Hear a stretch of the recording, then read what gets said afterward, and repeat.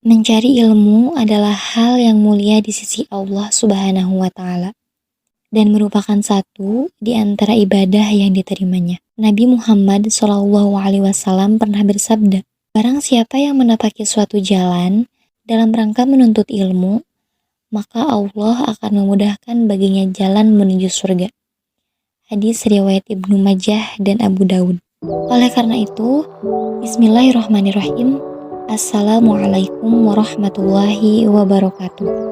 Perkenalkan, kami dari kelompok 3 yang beranggotakan 13 orang, diantaranya yaitu Ahmad Rahmatullah Al-Halim, Ahmad Syihab Hasni, Dani Rizkiansah, Risnawati, Muhammad Rifki, Nurul Khairun Nisa, Siti Mulyani, Siti Nur Azizah, Siti Nyara Nadila, Tia Kamila, Mulfi Jauharatun Nafisa, Fiani Azura, dan yang terakhir Wulan Tanjung Sari.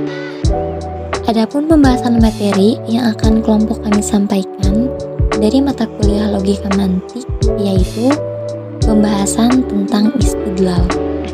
Kepada para pemateri, saya persilahkan. Baik, di sini saya akan menyampaikan tentang ta'arif dari kias. Nah, kias menurut lughah sendiri atau bahasa atau lugawi, yaitu adalah ibaratun anit takdir, yaitu frasa atau pembahasan dari takdir. Nah, namun kias menurut para ahli mantik itu terdapat banyak sekali rumusan yang menjelaskannya. Namun diantaranya saya akan menyebutkan beberapa saja. Dan di sini saya mempunyai sebuah catatan untuk menghindari kesalahan pelafalan. Nah, yang dimana diantaranya yang pertama adalah qaulun murakabun min qadiyataini ma tasallamnahuma lazima anhuma lidatihi maqalun akharun yusamma bin natijah, yaitu ucapan yang tersusun dari qadiyataini, dua qadiyah atau dua dalil. Mata salamnahuma lazima anhuma lidatihi maqalun akharun yusamma bin natijah. Apabila dua dalil ini atau dua qadiyah ini dikatakan benar, maka lazim baginya menurut dua qadiyah tersebut untuk menyimpulkan perkataan yang lain yang disebut dengan natijah. Nah, adapun rumusan yang selanjutnya adalah qaulul muallifin min qadaya mata sullimat lazima anhuma lidatihi qaulun akharun. Nah, artinya adalah ucapan yang tersusun dari dua qadiyah sama yang tadi atau dua dalil. Mata sullimat, jika dikatakan benar, maka lazim padanya menurut zat qadiyah tadi, yaitu menimbulkan ucapan yang lain. Nah,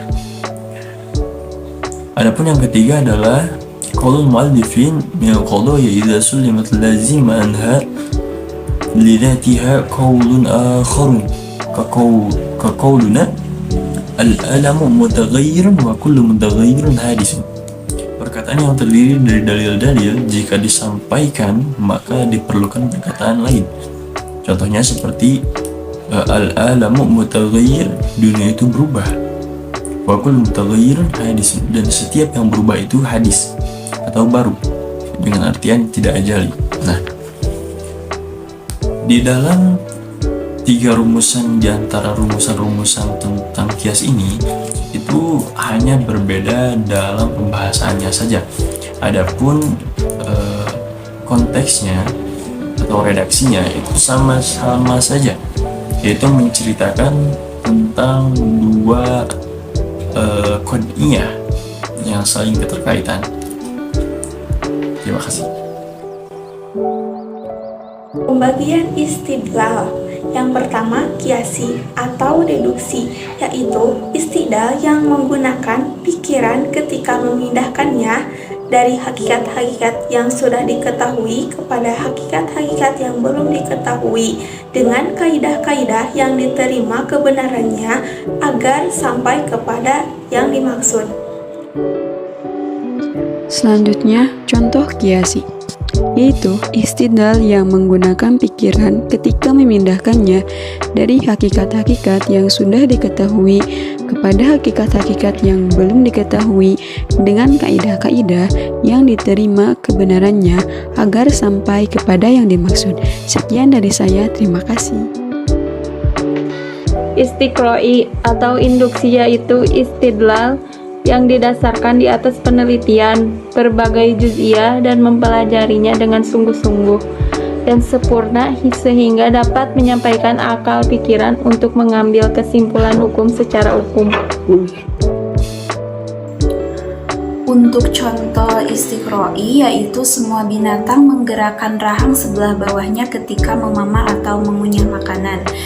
Kesimpulan ini dapat kita ambil setelah menyaksikan dan memperhatikan berbagai macam hewan, yaitu menggerakkan mulut sebelah bawahnya ketika memamah atau mengunyah makanan. Demikian juga seperti api dapat menghancurkan benda-benda keras. Hal ini setelah memperhatikan beberapa kali contoh percobaan yang cukup, sehingga dapat diambil kesimpulan umum. Untuk contoh yang lainnya yaitu bumi mempunyai gaya tarik-menarik atau yang lebih kita kenal sebagai gaya gravitasi. Hal ini setelah melihat beberapa kali benda jatuh ke bumi apabila tidak ada tantangan. Kias ialah perkataan yang tersusun dari dua khadiyah.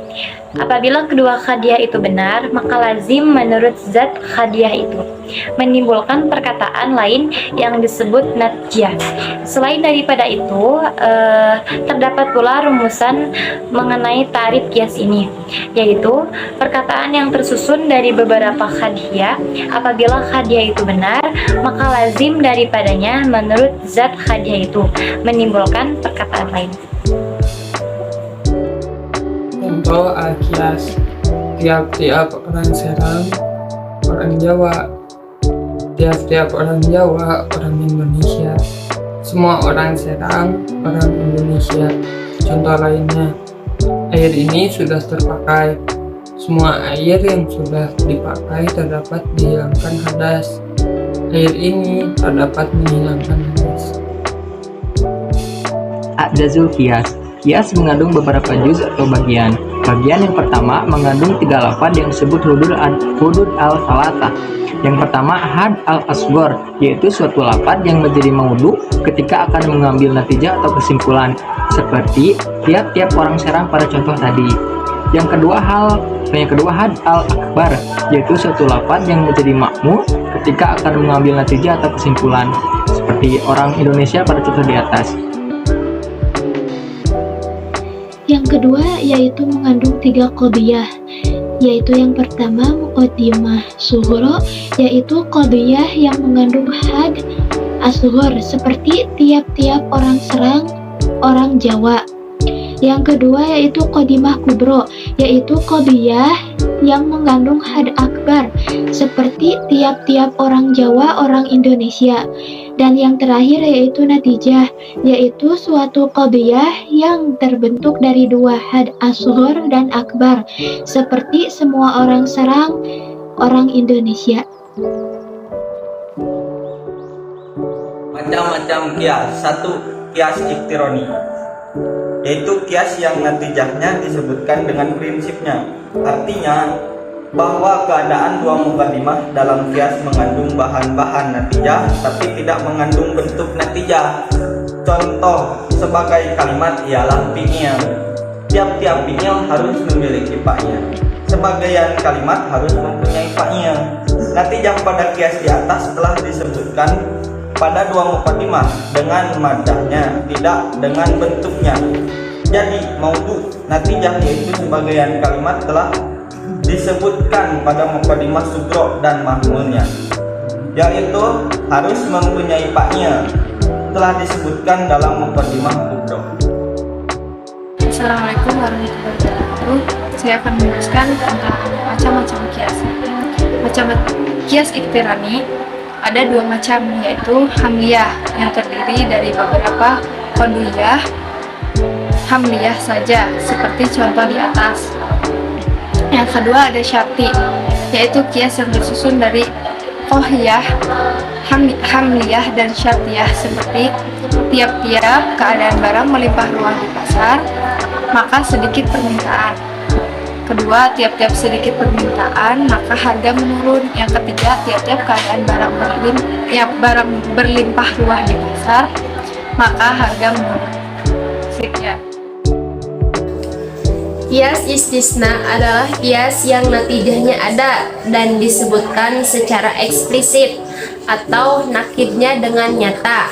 Contoh, apabila matahari terbit, datanglah siang. Tetapi matahari itu terbit, maka datanglah siang.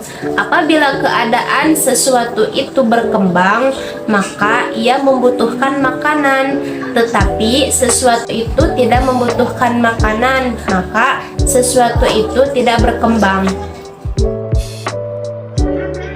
Natijah atau kesimpulan pada contoh yang pertama adalah datanglah siang sudah terdapat pada kata-kata pada muqaddimah. Demikian pula naqdidnya. Contoh yang kedua yaitu berkembang. Kias ini tersusun oleh dua muqaddimah, yaitu yang pertama qadiyah syartiyah dan yang kedua disertai dengan adat istisna yaitu tetapi. Oleh karena itu dinamakan kias istisnai. Sekian pemaparan materi yang kelompok kami sampaikan. Kurang dan lebihnya mohon dimaafkan. Semoga apa yang disampaikan oleh kelompok kami dapat bermanfaat dan dapat tertanam dalam hati kita masing-masing. Ada pepatah mengatakan, perpisahan hanya untuk orang yang mencintai dengan matanya. Karena untuk orang yang mencintai dengan hati dan jiwanya, tidak ada kata perpisahan, meski ruh mereka telah diangkat. Demikian dari kelompok 3.